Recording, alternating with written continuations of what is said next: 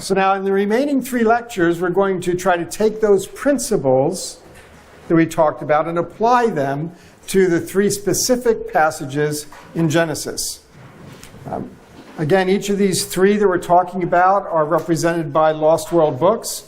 I brought a very small supply with me for purchase, and I think there's 2 left of Genesis 1 and 2 left of the flood. They're $10 each, and so if you want to get those, they're still available. Of course, you can get them through Amazon and anything else as well. So we want to try to talk about what we've got now in Genesis 1. Already we've had the methodological warning about reading it as if it is a science text. Okay, and we want to take that very seriously. We don't want to read into the text something that is just coming from our modern world, as if it's something God planted there that we're trying to do science with it. So we're going to be talking about that, but first of all, we do want to talk about what's going on in the biblical text. As I've mentioned, sometimes people will say to me, you're just imposing the ancient Near East on the Bible. And we've talked about the problem with that wording. But I want to also point out that in each of these passages, I start with biblical text. I start with trying to make sure that I understand the words for what they mean. Okay, again, to understand the encyclopedia reference that they would have had, rather than just crossing over on a dictionary reference that may not stand up to scrutiny in an ancient context. Okay, so that's really our task, to make sure we understand what the Bible is saying, and then compare that to what we find in the ancient world. And if there's similarities, that's fine. If there are differences, that's fine. Both are instructive. Both are informative. So we're happy to go whatever way our study takes us. So when we're reading the biblical text, of course, we start out with the idea that in the beginning, God created the heavens and the earth. And there are lots of questions we could ask about that. We won't be able to deal with them all today. But the one that I focus in on, of course, is the verb create. And exactly what does it mean for God to create? Now you might say, how difficult can that be? We know what the word create means. And I would say, well, okay. So in English, we talk about creating a committee. Exactly what's that mean? We talk about creating a recipe. What kind of activity is that? Creating a masterpiece. Creating havoc. And we find out that even in English, there are a wide variety of exactly what kind of activity we are referring to by the word create. And we find out then that the encyclopedic entry goes beyond science and the cosmos. It goes into all kinds of areas. So we want to know, what does that encyclopedia entry look like for this Hebrew word? And the Hebrew word is bara.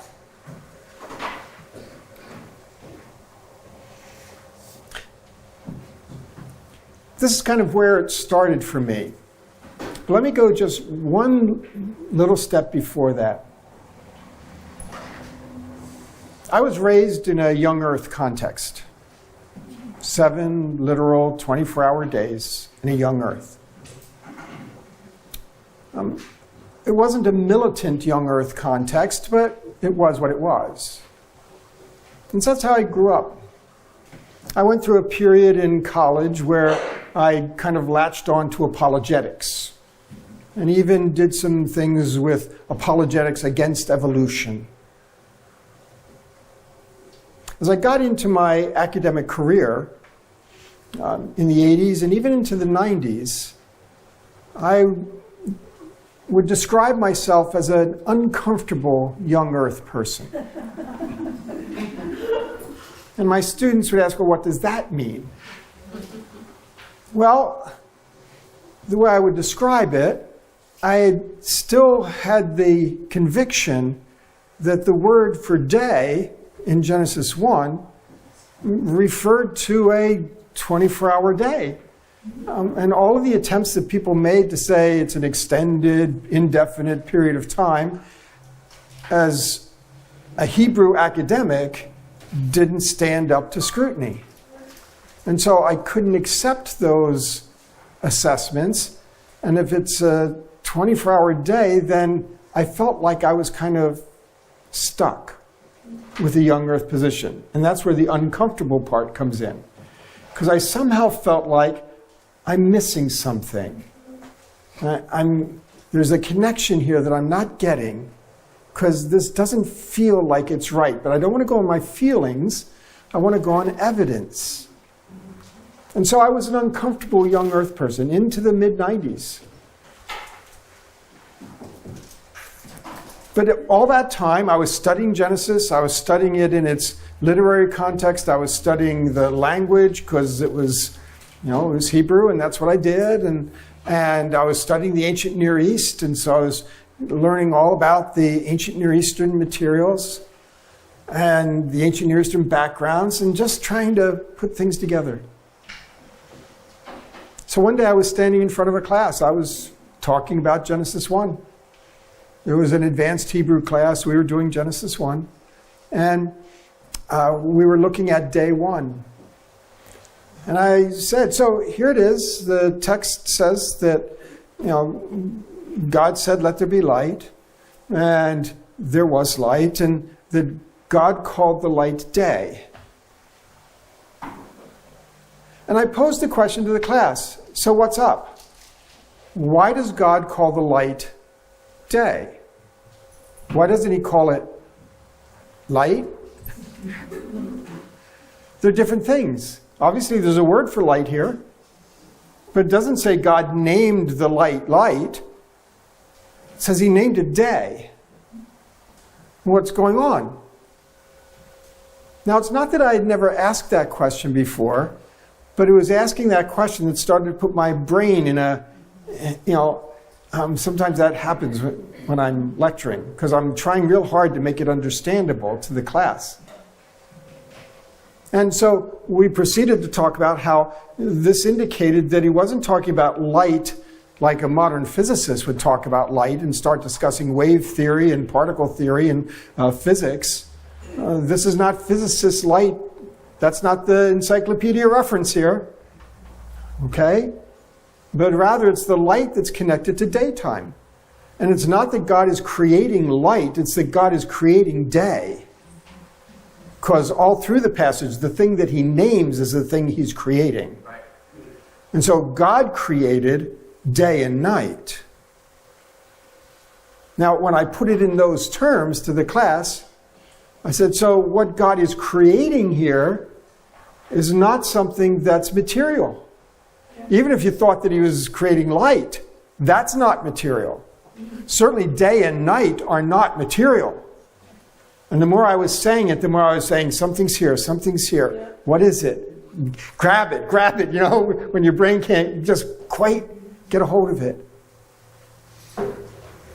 And it's then that I asked the question that changed my thinking forever. What kind of creation account is this anyway? Bingo! Why hadn't I been asking that all along? I hadn't been asking it because I had assumed I knew what kind of creation account it was. And I had made that assumption on the basis of my cultural river.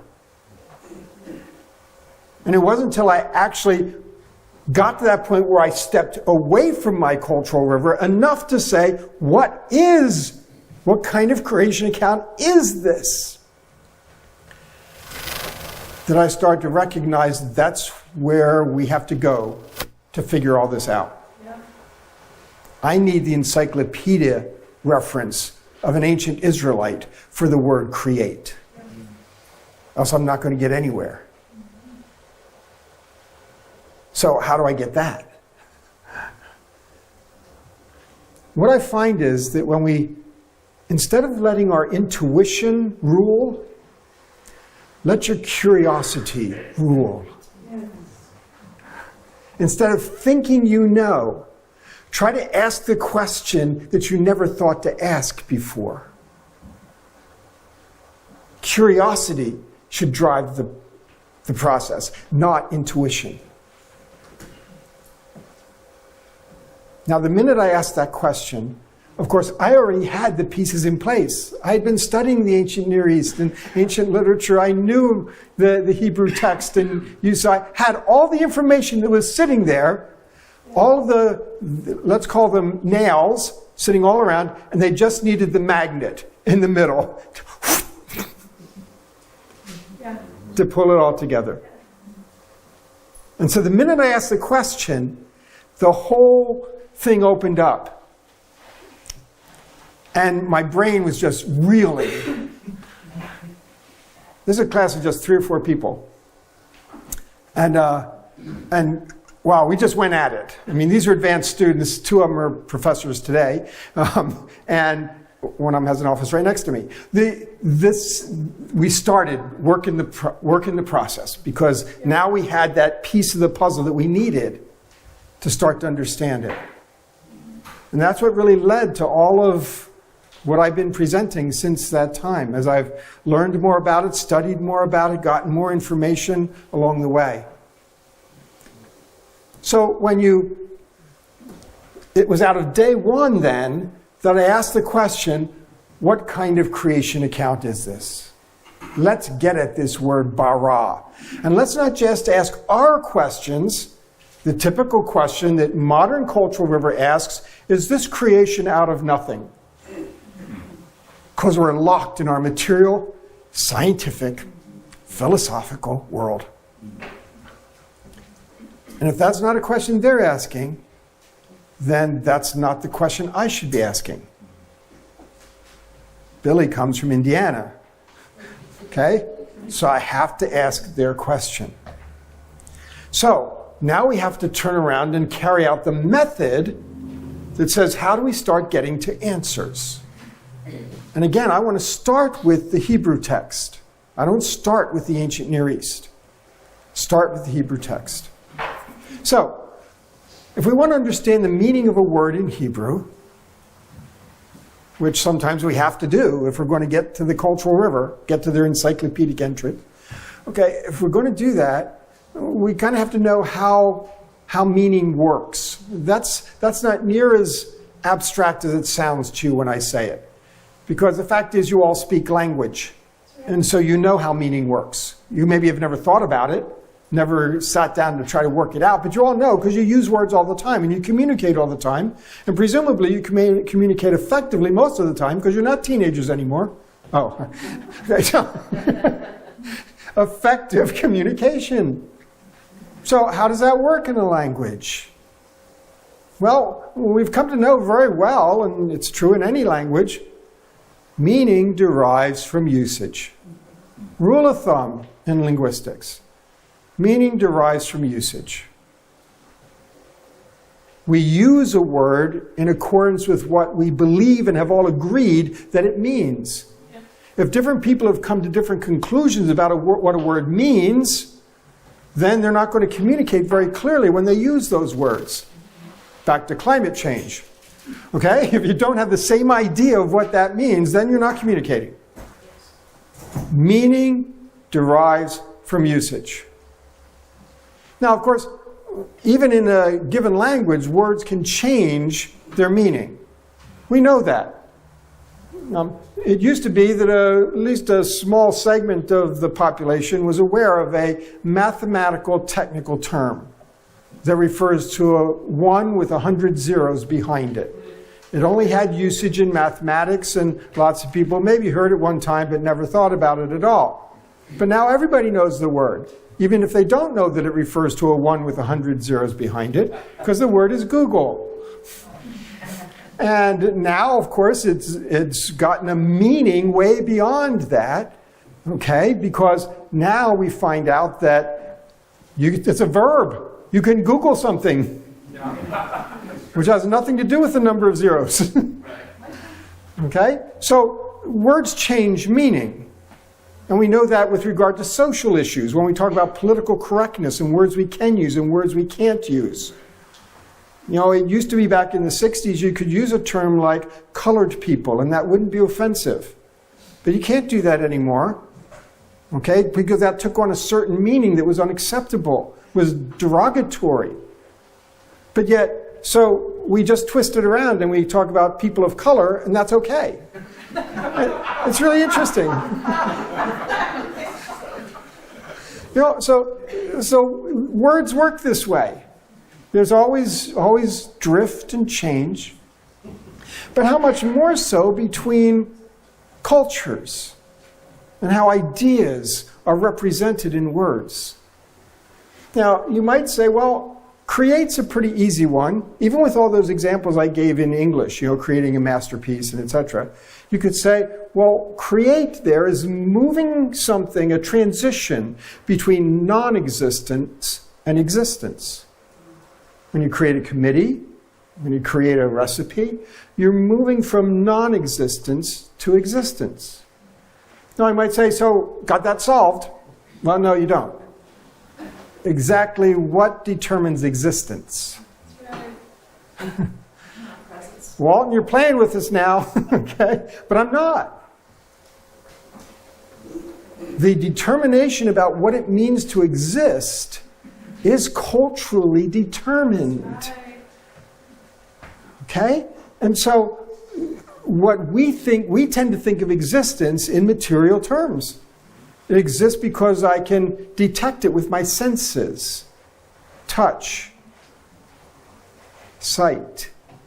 It exists.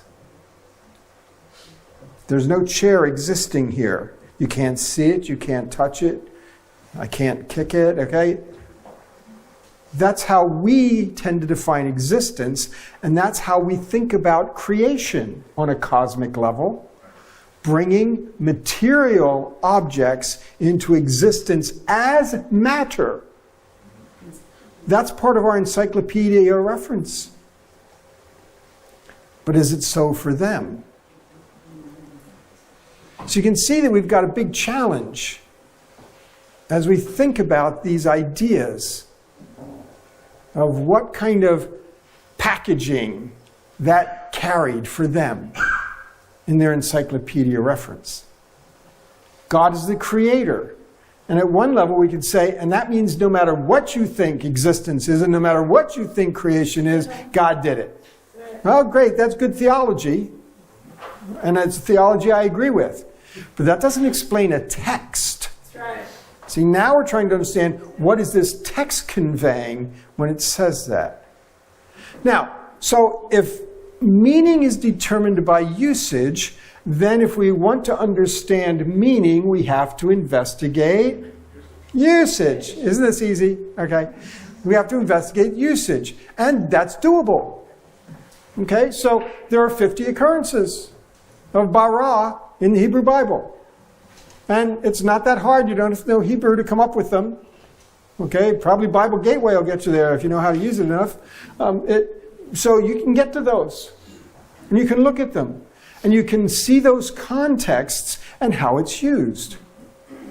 Now, if you're wondering, for instance, whether bara is always going to have as its object something material, well, that's easy to check. You look at the objects.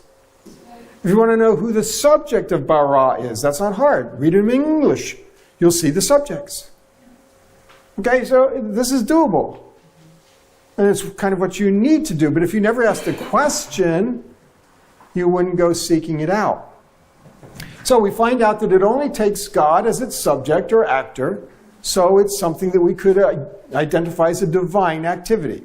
That's cool. Okay, when we talked about create in English, creating a committee, that's not a divine activity. I refuse to think that God puts me on committees. But at any rate, it's okay. So we have that as a human activity in some contexts. Okay, but in Hebrew, that's the way it works. And we find, though, that it takes a wide variety of objects. The direct objects of bara are going to tell us what kind of activity it is. Okay, just like creating a committee or creating a masterpiece, creating havoc, direct object. That helps us to understand what kind of activity it is. And so when we look at all of those direct objects, we want to know, do those direct objects suggest to us that bara is a material manufacturing activity? If there are a lot of direct objects that aren't material at all, then that says, okay, that's not kind of built into the word bara. Maybe it can be used for something like that, but it's not built into it if lots of the direct objects are not material. And in fact, that's what we discover. We discover that direct objects are things like darkness. God creates darkness. Wow. I don't even know what that would mean, because we think about darkness as the absence of light. God creates purity. Create in me a pure heart, O God. Okay, that's an abstraction. Yeah. God creates the peoples. Well, we might say people are material, but people groups, ethnic groups are not material. That's not a material concept. Yet God creates them. God creates Jerusalem. Okay, so we can see that there are lots of direct objects that are not material in the least, which says that's a possible usage here. So we want to get a sense of how bara is used. Now we start to get that idea of the range of possibilities in Hebrew usage, and then we can start talking about some of the ancient Near East usage. Does this help us any? Again, it's not like the Israelites have to think the same way everybody did in the ancient Near East, but we might get some ideas. Once we find out that they're not thinking about it the same way we would be inclined to, then we can ask the question, are they thinking about it the same way that a Babylonian or an Egyptian would think about it? After all, Babylonians and Egyptians believed that God created everything as well, just a different God. Right? They still have that same idea. And on many of these things, we find out that the Israelites think a whole lot more like Babylonians than they do like us. So you're more likely to get a good direction if you look at Babylonians instead of looking at 21st century Americans. So we start to think about the significance of the ancient Near Eastern nuance of what's creative activity. Okay? What did they think about for the beginning? Did they think in material terms or some other terms? Now, I want to try to illustrate this with a story. So, let's say there's a new play in town. And so it's showing at whatever the best theater is down in Seattle. And you would really like to go. But since the best theaters and the newest plays are often expensive, you say, oh, I can't afford the tickets. Man, wish I could go. And then, lo and behold, somebody comes along and says, I've got these extra tickets for that play and I can't use them. I'll give them to you. Would you like them? Wow, yes. Okay? And so you get your tickets and day comes and you're real excited and you head downtown. Well, it's raining, as I hear sometimes it does in Seattle. And there's an accident on the freeway and you get rerouted and then there's construction and roads are closed and you're getting more and more frustrated by the moment and you finally get into downtown and again there is a protest and they've got roads closed off and then you finally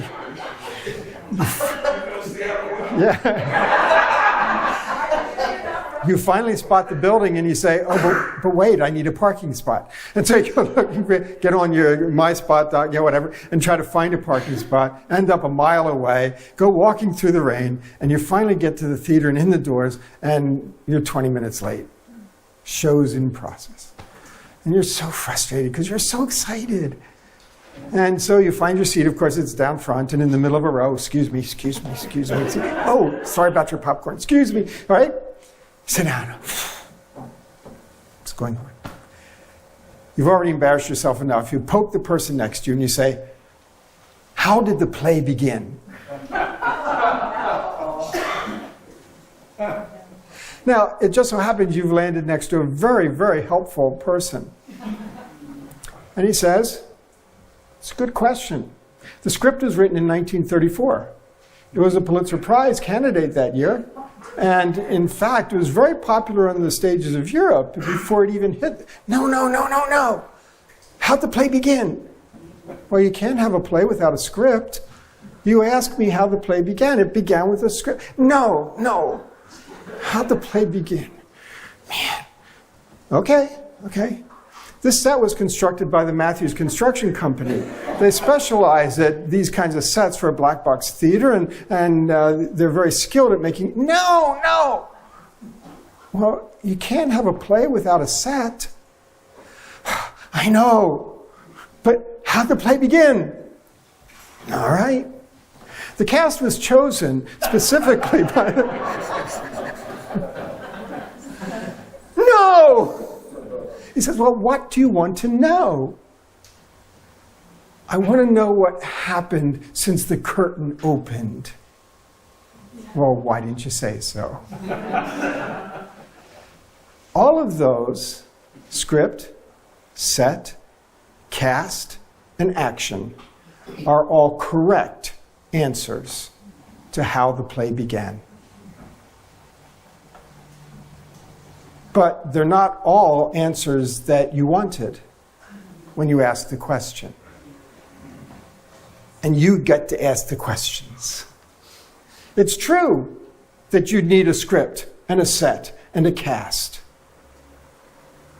And you would acknowledge the necessity of a script and a set and a cast. But that wasn't the focus of your attention.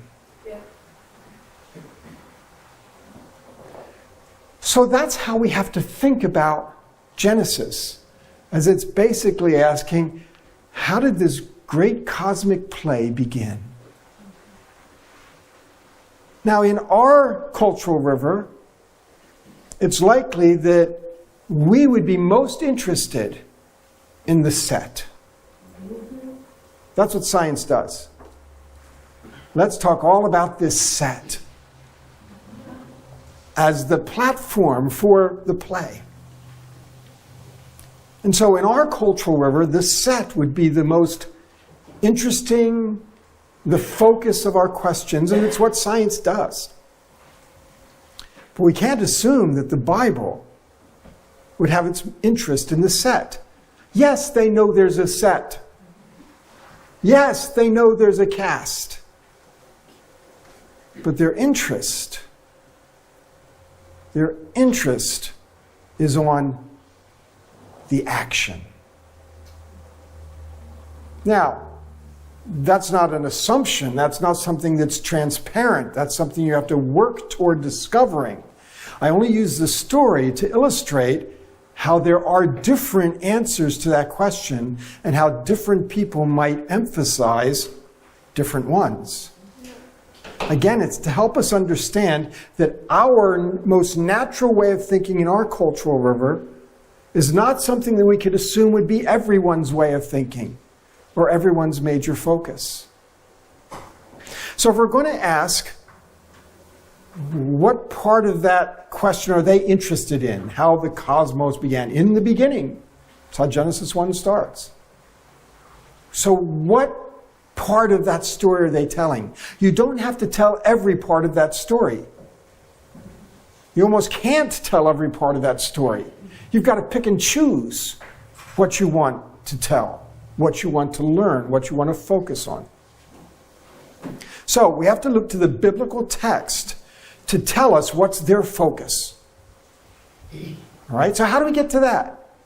Well, if there's bara going on, we might want to ask the question, what did it look like before and what does it look like after?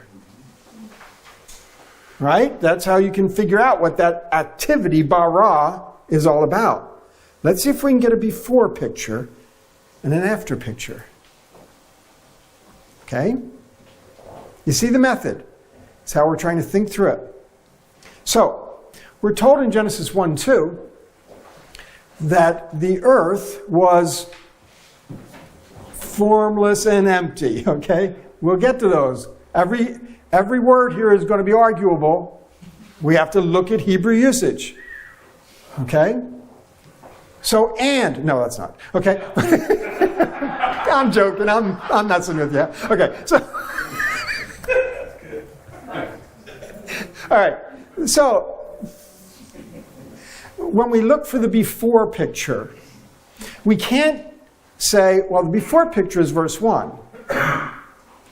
What we have in verse 1,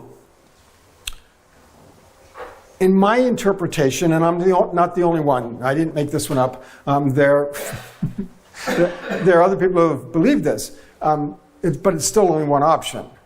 Some people think that verse 1 is action. So that God actually was creating something in verse 1, whatever heavens and earth refers to. That was an actual creative activity. And in that way of thinking, then they wonder about how did you get to verse 2 when things are a mess? And so there was one whole theory that said there was a destruction between verses 1 and 2. The ruin reconstruction theory, sometimes called the gap theory. And so all kinds of theology is based on that. And that's been largely a refuted position. But I would say it goes even further than that. That is that verse 1, as I understand it, I always have to qualify it because I've gone through a process to get to these conclusions. As I understand it, is a literary introduction to the chapter. It's not an actual independent activity. It may be an independent clause grammatically, but that doesn't mean it's an actual activity that takes place. I take it as a literary introduction, so it would sound something like this. In the beginning, God created the heavens and the earth. Let me tell you how he did it. Okay, so we start out, and then verse 2 becomes the before picture. And the 7 days is God creating the heavens and the earth. Okay? And so the in the beginning is not a beginning point in time, it's a beginning period of time, and that you can demonstrate with Hebrew. Okay? Beginning period of time, and that period is the 7 days. So, in the initial period of time, that's the beginning, God created, we're going to try to figure out what that is, heavens and earth, which is all of the 7 days that unfold. And it gets to the end of the 7 days, and it says, and so God created the heavens and the earth in those 7 days. Okay, so you've got, it starts and finishes and all of that. So, verse 1, that's not our before picture. Verse 2 is our before picture. Now, that has its own problems connected with it. Because you get into verse 2 and you start reading. Now the earth was... Wait. Earth? Like, where'd that come from? You know, if you take verse 1 as literary introduction, then this is the first thing you've learned. The earth, already there. The set is already in place. The earth was tohu vabohu. That's the Hebrew words behind that English. Okay? And the Spirit of God was moving over the surface of the deep. Wait. Where'd that come from? Now again, we don't conclude from these that the earth and the deep are eternally existent. It's just... they're not asking the set question. Right. They're not interested in the building of the set. God built it, fine. But just like when you're talking to the guy in the play. Yes, the set has to be there, I get it. That's just not my question.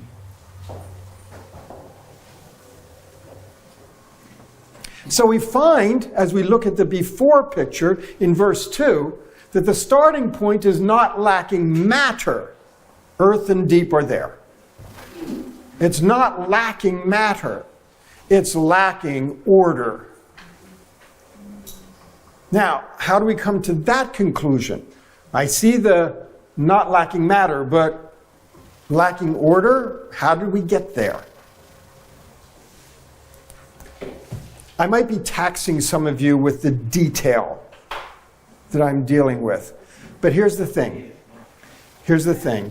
The strength of an interpretation is in the strength of its evidence.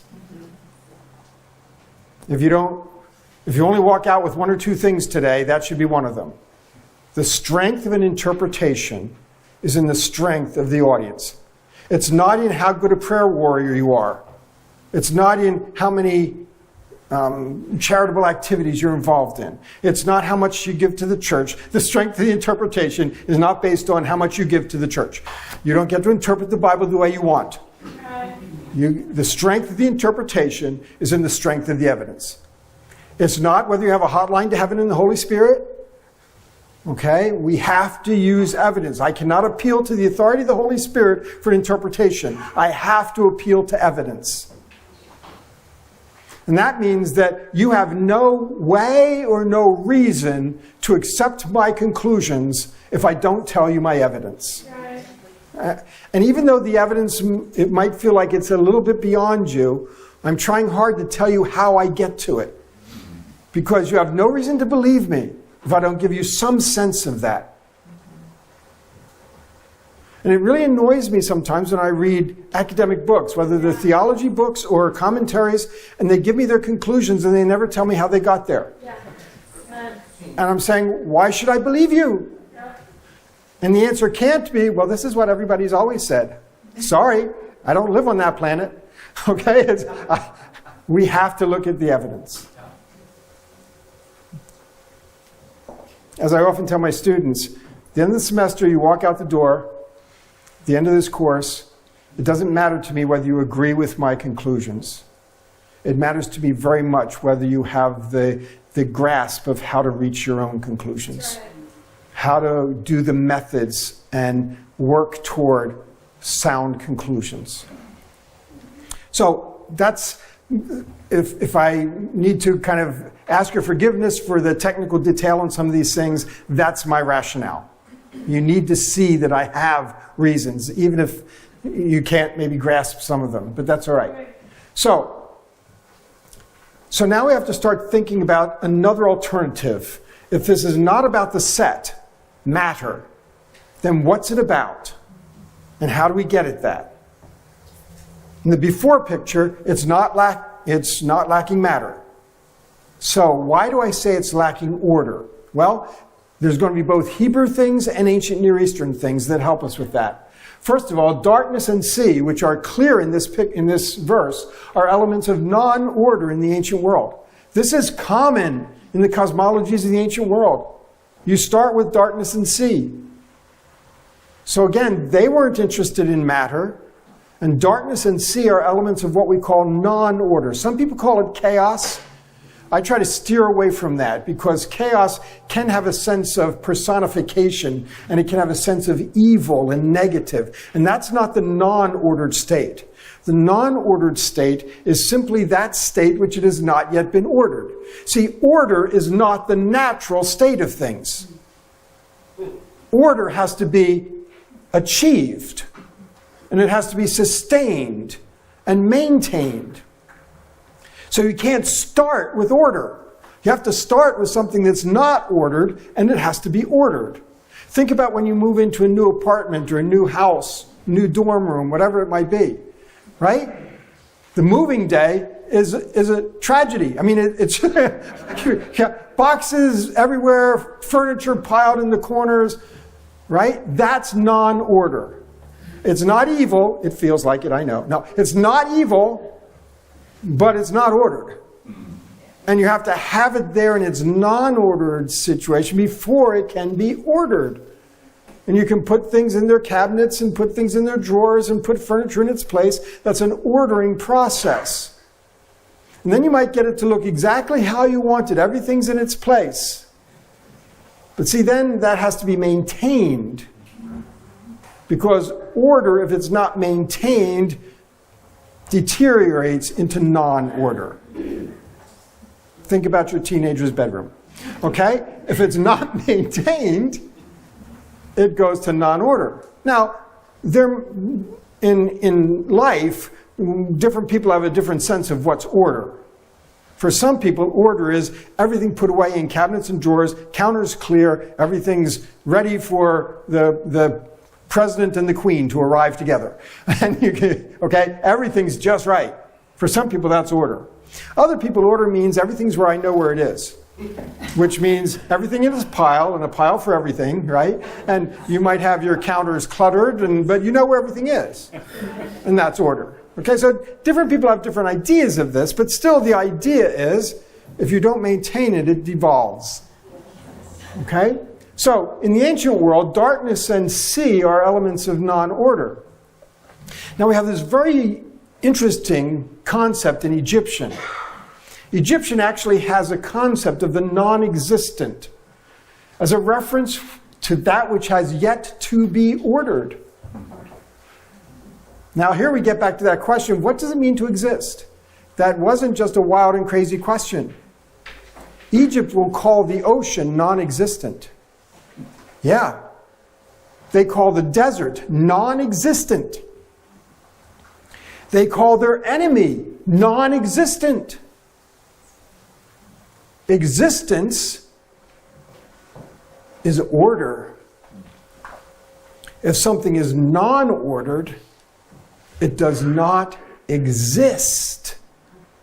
And we have trouble wrapping our brains around that because we do not think that way.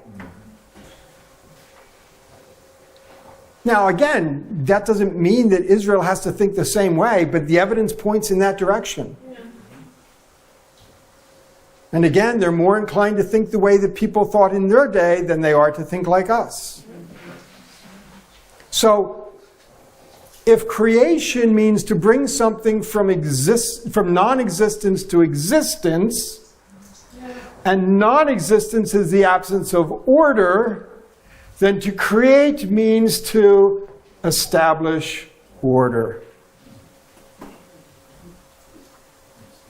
See, we're trying to get the encyclopedia reference here.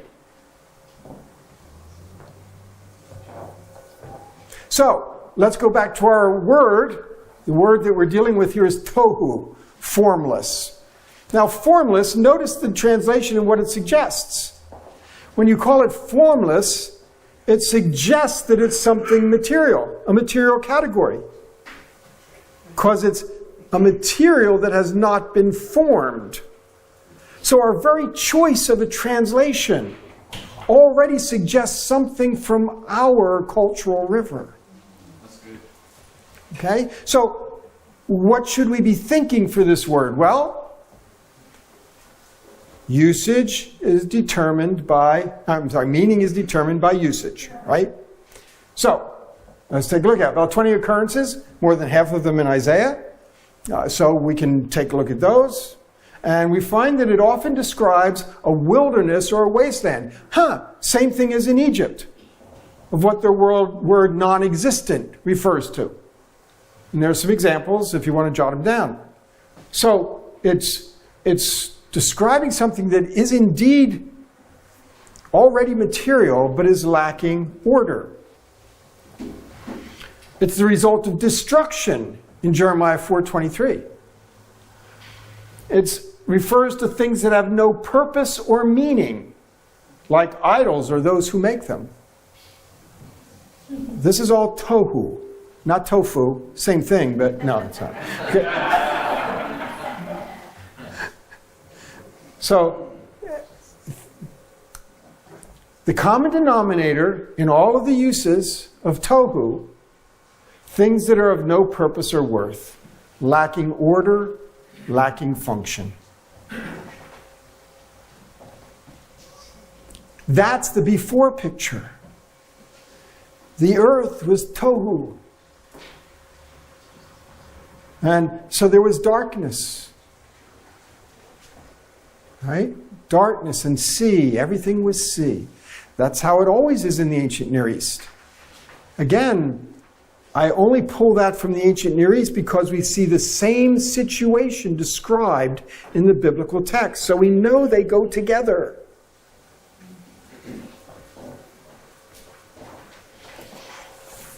So, we have our before picture, and now this is leading us to think in terms of order. Now, for those of you who have read the Genesis 1 book, there I really focused on the word function. and I distinguished between function and material. I haven't recanted of that, but what I found out over the years is that lots of people have trouble grasping what I mean when I talk about function. Okay, and this functional focus. And it's led to a lot of misunderstanding and misrepresentation of my view. So I've gradually switched over. It's a word I used in Genesis 1 book, but I've gradually switched over to the word order. Okay, and order communicates, I think, much more clearly what I'm trying to get at. And so when I talk about a functional focus, I'm talking about the idea that God created by bringing order. And there we're talking about everything having a role and a purpose and a function in an ordered system. So function comes into it, role comes into it, purpose comes into it. Okay? Something can function, but then it needs to function with a particular purpose. Okay? So order is a better term. So we talk about role and purpose in an ordered system. That's what Genesis is claiming God did. He did lots of other things too, but again, they get to ask the questions. So, role and a function. To some extent then, instead of calling this an account of cosmic origins, okay, why don't I like to talk about cosmic origins? Because think of our encyclopedic reference for the word origins. When we say origins, we're thinking science. So if I try to say that the Bible is giving an account of cosmic origins, people say, oh, science. Because of our encyclopedic reference, origins is not the best word here. Because that's not what the text is doing. What the text is doing is trying to get at something deeper and I think more important. And that is the idea of identity. What is the cosmos? That's the question they have. What is the cosmos? How did the cosmos become what it is? Not a question of science, of the set. So I would consider Genesis 1 to have its claims. Remember, we talked about truth claims, right? Its claims are founded in the question of cosmic identity. So, story. Got to break up hard lecture with story. Okay, so I teach at the grad school at Wheaton, and of course we have our main thing at Wheaton is the undergrad program, but we have a grad school. We've had a grad school for 60 or 70 years. And so that's where I teach. Well, a couple of years ago, the school decided they wanted to raise the profile of the grad school. And so they wanted to try to give it a little more of its own identity. So they started looking around and they said, wait a minute. We don't have a vision statement for the grad school. No vision statement, really? I mean, today, if you don't have a vision statement, you don't exist. Exactly. Okay? So, we got to get us a vision statement. So that means committees are created. Okay? Committees and meetings and wordsmithing and all trying to get a vision statement that's 17 words or less, but that covers 38 different topics of importance. You know how vision statements work. And so, 2 years they work away at it, trying to get a vision statement. Has to go up to the administration, up to the board, back down to committee, right? All of this. And finally, after 2 years, woohoo! We've got a vision statement. And so there are parties, and it's painted on the walls, and it's on banners and balloons, and written on the cake. And party time, we've got a vision statement. We now know who we are. 70 years into the enterprise. Next day, what changed? Nothing. Same courses, same students, same buildings, same facilities, same syllabi, same faculty, same, right? Nothing changed. Except everything. Because even though operations were all the same, now there is a sense of we know who we are. We know why we've been doing all of those things and what we're doing when we do all of those things. And that vision statement didn't change the operations, but it changed our focus, and it became the expression of our identity. Bingo. Okay? So Genesis 1, even though vision statement is a modern cultural river concept, still in essence, that idea of giving us the identity of the cosmos is what this chapter is trying to do. And that doesn't mean that something changed in its operations, but it has a new identity, ordered with a purpose that has been given shape in Genesis 1. So, when the text talks about God made this and God made that and God made the other thing, that's not talking about a mechanism. The Hebrew verb make here, asa, one of the most common Hebrew verbs, only communicates agency, not mechanism. It doesn't tell you what level of agency. This is not Augustine, not Aristotle, not levels of agency. Ultimate cause or indirect cause, or no. Sorry, it's not doing that. But God is the agent. He's the creator. No matter what process he used, no matter what mechanisms, whether it was like this, which he could do, or whether it was like this, which he could do, whether it was mediated by 5 different steps and things that we would call natural, that's our problem, not the Bible's. God did it. And so the idea that God made something is no surprise. God made everything.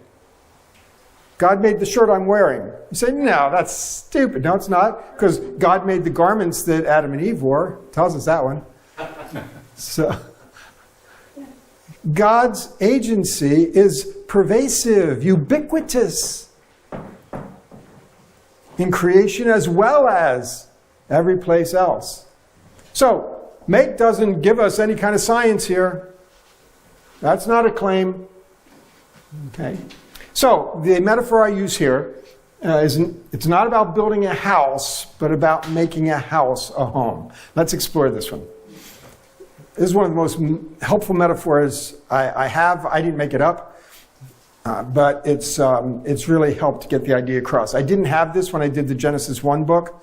In the Adam and Eve book, there's a summary of the Genesis 1 book, and there I bring in this metaphor. So, what's this all about? So, house or home? You can create a house, and you can create a home. But those are different acts of creation. Okay? So when we talk about a house, we're talking about the foundation, the framing, the roof, the electricity, the air conditioning, the plumbing, all the house. Okay? And so, yes, somebody does that, and that's an act of creation to build the house.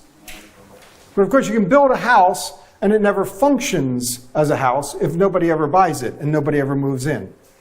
The electricity would work if there was only somebody to turn on the switches. Right? The plumbing would work if somebody turned on the faucets. So it's there, it's ready to work, but it could still be a house and stand empty, abandoned, never used. But then you can use it to create a home. But when we talk about the house, okay, in our modern cultural river, creation is a house story. When our modern cultural river reads Genesis 1 and thinks about origins, we want the house story. Material. How the house was built. God is the builder of the house. And he is. But that doesn't mean that's the story they want to tell. Because that creation story, that house story, science provides the plot for that. You can believe you have a house But that doesn't mean you explore who built it and how it got built. Okay? We bought a house that had just had one owner. It was a 20-year-old house, but it had been built by a developer without yet having been sold. Okay, so that means no one was watching over his shoulder at what he did in the places where no one sees. So what we discovered, since he didn't have already an owner making sure that he did spec on everything, we found any place where you couldn't see what was going on, it was inferior. So no waterproofing under the bathroom floor, things like that. Yeah, right? And so we kept discovering this, and it's not that it wasn't to code, it was to the very minimum of code and didn't do anything you didn't have to do. Okay? So in that sense, then, you know, we learned a lot about our house as we made it our home. But science provides the plot for a creation house story, and that's how our world, our cultural river, likes to think about creation in those terms. Okay? So, a house is what you live in. But what if nobody's living in it? Well, that's what we talk about with a home. So when we talk about a home, you know, we have students over the house a lot, and sometimes they'll ask about our place. And when they do, they don't want the house story. They don't want to know about the plumbing. They don't want to know about the lack of waterproofing under the tile in the bathroom. They don't want to know, you know, right? They're not asking about our house when we last roofed it, you know. They're asking about our home and how we've made it our home. So through our home, we have about 100 things hanging on walls all over. And everyone has a story. Nothing's just, gee, we need some kind of landscape for that wall. Everything has a story. And that's part of it being our home. It's not an interior decorator that produced those. It's a life that produced those. And so what makes something a home? Now, in the ancient cultural river, they're more interested in home. So for them, creation is a home story, not just a house story. In a home story, it's theology that provides the plot, not science. That's why you won't find science in Genesis 1. It's a home story. And theology provides the plot, because when you start asking, whose home is it? That's a different kind of story. Home is where your story comes to life. Okay, full confession, I got that from a real estate commercial. But it was so good, I couldn't. But that captures that a house is what you live in. A home is where your story comes to life. So the times when my family has gone looking for a new place to live, we're a little different than some families on a number of levels. But at any rate, we walk in and my wife heads down the basement, checks the pipes, checks if there's any evidence of water leakage. She's out looking at the roof, right? Doing all this stuff. Usually people think guys do that, but my wife does that. Okay. Meanwhile, I'm the one looking around and saying, so where are we going to put the furniture? And how are we going to set this up? And the kids were running around figuring out which room was going to be theirs, right? So me and the kids were asking the home questions. We were looking at it as a home, where my wife was looking at it as a house. Yeah. Okay? And it could be evaluated on it too. We could find a place that we would say, this would make a very nice home. Oh, but as a house, it's got some problems. Yeah. Or we might say, this is a very solid house, but this floor plan won't work for us at all. Okay? House and home. They're different stories. That's my point. And we can't assume that every creation story is going to be a house story just because we write it that way in our cultural river. That's what's behind this order and function and purpose versus material. That's the issue. House, home.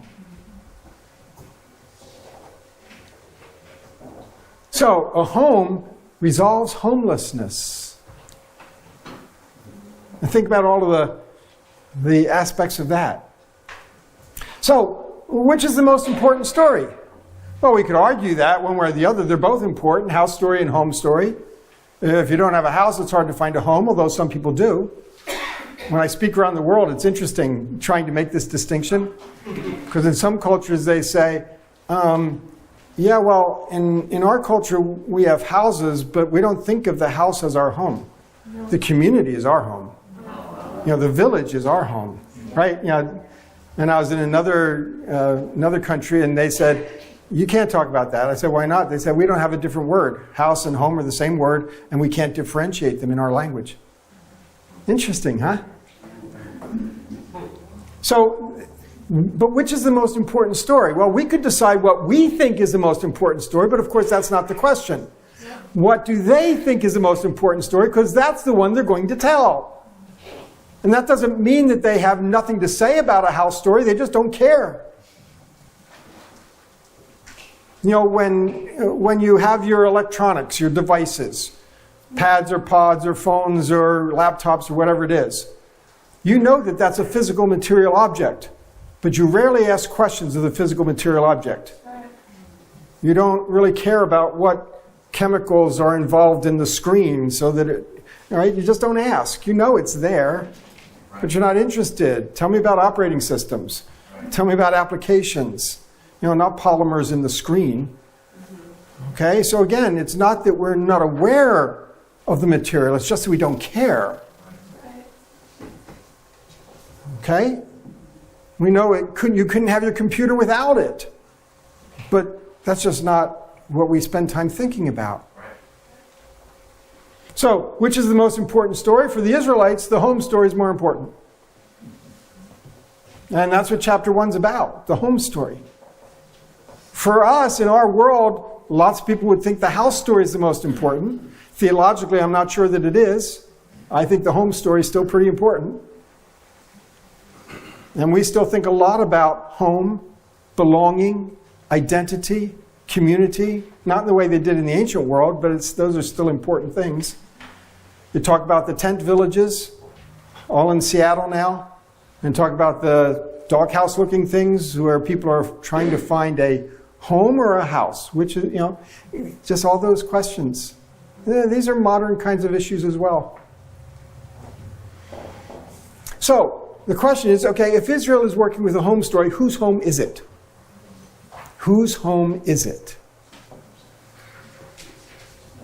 And we would look for the text to tell us. At one level, it's our home. God has made it to function for us. Sun, moon, and stars are for signs, seasons, days, and years. That's for us. That's not for rocks. It's not for trees. It's not for fuzzy little squirrels. That's for us. It's not for God. It's not for angels. It's for us. So God has made the home function so it can be our home. Okay, but that's not the only one. He's also made it to be His home. And I want to talk about that a little bit because that gets us to day 7. Now it's interesting, when we take a look at day 7, we sometimes get confused. We say, why in the world does God need to rest? I mean, seriously? He's God, and so He shouldn't need to rest. He shouldn't get tired out or exhausted. He doesn't need leisure time. So what's up with that? And then we'd say, well, and what does that have to do with creation? Why should rest in creation? Is it because creation's harder work than something else? See, but we're asking the wrong questions.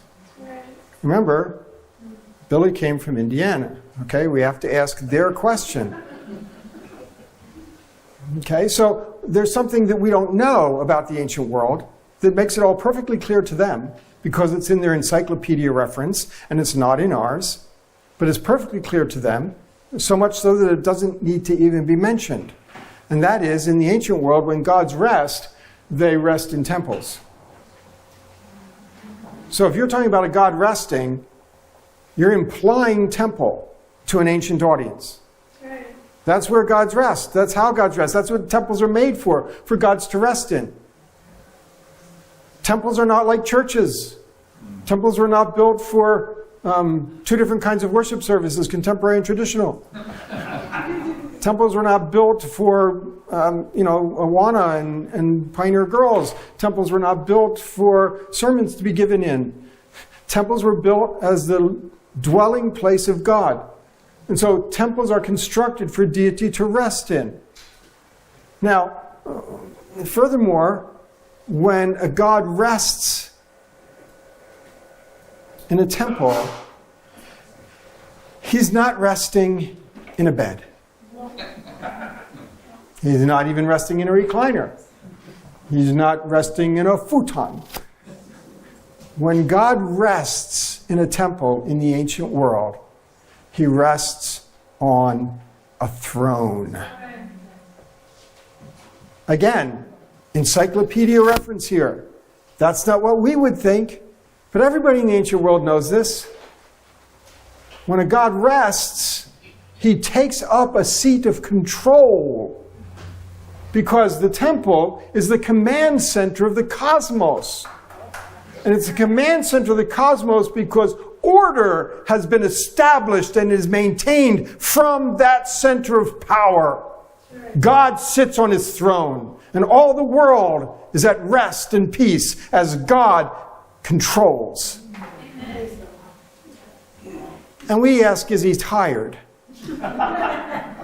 See the cultural river problem here. So that means that day 7 is by far the most important of the 7 days. And without day 7, you don't have anything. Think of the theology of rest in the Bible. I won't go into it. We're just about at the end of this session. But think of the theology of rest. God says he's going to give the Israelites rest from their enemies. That's not leisure time. That's equilibrium, stability, security, because God reigns and rules. When Jesus says, "Come to me, all you who labor, heavy burdened, I will give you naps." Oh, wait. No. I will give you rest. Take my yoke upon you. This is not leisure. It's a higher level of order. Rest, meaning in God's kingdom.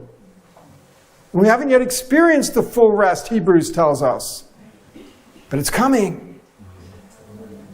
And so this idea of rest in the Bible carries this out. God ceases, that Shabbat, his ordering activity, to now take command. Okay, the shop is set up, ready to open for business. But it's him taking his seat on the throne that's the most important part of this. He has ordered it for that reason. Going back to when you move into a new place, you don't put everything exactly where it belongs, then walk off, lock the door, and never come back. You did it to live there. And God did this to live here. It's a home for us, but it's a bed and breakfast. He wants to be here with us. Right? People build a bed and breakfast because they want to have guests and they want to interact with those guests. Okay? Not Airbnbs. They don't work that way. But anyway. Okay, so look at this in Psalm 132. Let's go to his dwelling place, right? Temple. You see it, right? Yeah. Okay, arise, come to your resting place. His dwelling place is his resting place. His temple is his resting place. You in the ark, Lord has chosen Zion, saying, "This is my resting place, the temple, forever and ever. Here I will sit, enthroned. Not here I will snooze indefinitely. Here I will sit enthroned." See, it's in the Bible. Temple, rest, rule. It's there. But we don't read it in Genesis 1. We're off on another adventure. So, people may be the climax of the 6 days because God is making a home for us. But that's nothing if God doesn't also come into it. Because he made it a home for us, because he plans to be here in relationship with us. Rest is the climax of the creation account. Rest is the main goal of creation. Resting expresses having control over an ordered system. It's a home story. He sets it in order, and it's his place. And we're invited in as his guests. Rest, then, is engagement, not disengagement. Yes, amen. And that rest that God gives resolves that inner sense that we all have of unrest. So, last slide. Temple building. If we think of Genesis 1 as God coming to rest, well, God rests in a temple. And therefore, this has temple implications. Okay? When Solomon built his temple, 7 years doing the house part. But when it was all done, it wasn't a temple yet. That's right. It wasn't a temple till God moved in. And God moved in a dedication ceremony, an inauguration ceremony that lasted 7 days. So the 7 days is not about the chronology of the material cosmos. The 7 days is about a temple inauguration. So temple inauguration, bringing order is what this account is about. Bringing God's order to God's place as he rules over it. It's not about making objects. It's not a house story. And therefore, the 7 days has nothing to do with the age of the earth, because the age of the earth is a house story question. And if this is not a house account, it's not answering house story questions.